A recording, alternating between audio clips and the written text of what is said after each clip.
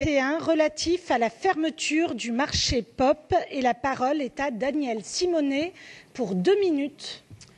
Oui, merci. Je demande la fermeture du marché POP qui est situé au sein de l'îlot Netters-des-Bergues et je demande cette fermeture parce qu'il faut revenir sur l'ensemble du projet. D'abord, on a au point de départ une opération immobilière d'hyperdensification sur cet îlot Netters-des-Bergues qui a été menée par RATP, Real Estate et la mairie de Paris et qui est fortement contestée par les riverains et par des élus ici présents dans cette assemblée et à juste titre. On a d'abord eu l'abattage par la mairie de Paris d'arbres anciens en bonne santé, notamment d'un cèdre de l'Himalaya. C'était le 11 février dernier et une façon de précipiter le chantier pourtant controversé. On a sur ce projet une aberration d'hyperdensification alors que ces espaces verts, il se passait énormément de choses. Moi, je suis allée rencontrer plusieurs fois les riverains. Il y avait une vie collective sur cet endroit-là et qui est fortement déplorée par les riverains. Mais en plus, on a le sentiment qu'on a précipité l'ensemble de ces travaux pour installer ce marché POP. Donc un opérateur privé qui finalement montre qu'on est en train de créer une fausse friche festive, voilà, pour ramener sans doute à nouveau du cash dans les caisses de la ville de Paris, là où il y aurait pu avoir des projets associatifs qui se faisaient d'ailleurs auparavant, avant qu'on arrache ces arbres.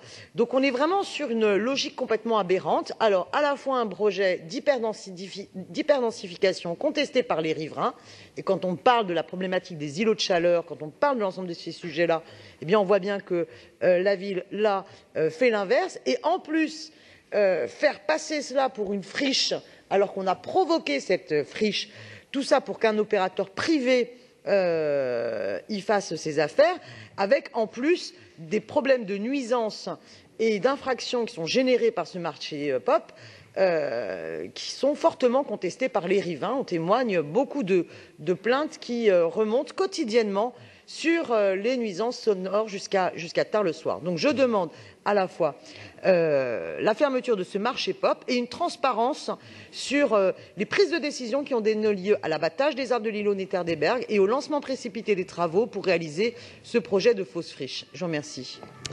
Merci. Pour vous répondre, la parole à Frédéric Ocard. Oh pardon, Madame la maire, non, très bien. Pour vous répondre, la parole à Frédéric Ocard. Oui, alors on a déjà eu le débat lors du dernier conseil, puisque M. Béliard m'a interrogé sur ce sujet. Je ne vais pas revenir, mais juste sur le projet immobilier qui est prévu, je vous rappelle juste que tout était bétonné et goudronné et que vous aurez des logements sociaux et un jardin de pleine terre, puisque c'est souvent la discussion qui est faite, qui occupera 50% de la surface. Mais je vais me concentrer sur d'autres éléments. Je suis un peu étonné d'abord de vous trouver là, Madame Simonet, réclamant la fermeture. Quand je voyais Monsieur Le Garret qui veut pas de régulation mais la fermeture, ça me semble plus cohérent. Mais alors vous demandez la fermeture d'un établissement, de ce marché, par les autorités administratives compétentes. Vous parlez d'infractions générées, vous parlez de nombreuses nuisances. Encore une fois que je trouve Monsieur Le Garret à cet endroit-là, c'est logique, mais vous, ça me le semble un petit peu moins. D'abord, je vais vous redire juste ce qu'il en est. Nous avons proposé, à titre gracieux, donc ce n'est pas pour se remplir les poches, que la concrète, je vous rappelle pas la problématique de la concrète, et que l'équipe de la concrète puisse venir développer un marché POP qui respecte l'ensemble des qualités d'éco-responsabilité. Je rappelle qu'il y a le tout à l'égout. Je rappelle que l'ensemble des produits qui sont vendus là ou distribués le sont sous la base d'un marché d'un marché court, d'un approvisionnement marché court. Je vous rappelle que ça ferme à 23h, 22h pour la semaine, 23h pour le week-end, qu'il est installé effectivement de la musique amplifiée qui passe à travers le concept de salon disco, c'est-à-dire qui passe à travers des principes d'écouteurs. Je ne vais pas vous redire tout ça parce que visiblement vous n'y avez pas mis les pieds, parce que si vous aviez mis les pieds, vous vous seriez rendu compte que ça n'est pas du tout ce que vous décrivez.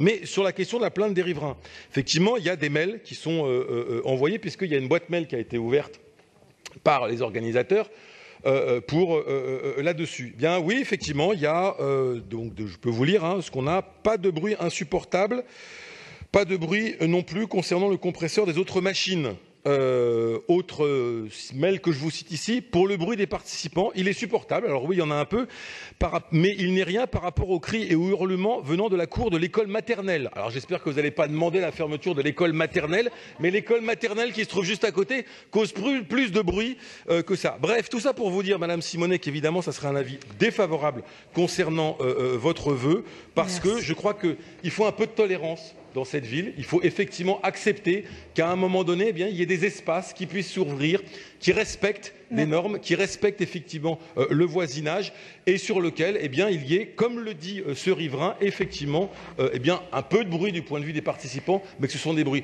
tout à fait supportables. Je rappelle que c'est plusieurs centaines, plusieurs milliers de personnes qui vont au marché Pop toutes les semaines et c'est ouvert jusqu'à fin octobre. Je vous remercie. Merci Monsieur Ocard.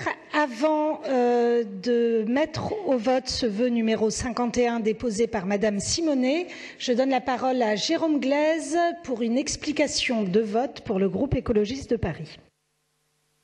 Oui, merci Madame la maire. Le groupe écologiste va soutenir ce vœu, pas forcément pour les arguments de Madame Simonet, puisque c'est vrai que je ne pense pas que la ville gagne de l'argent sur cette parcelle.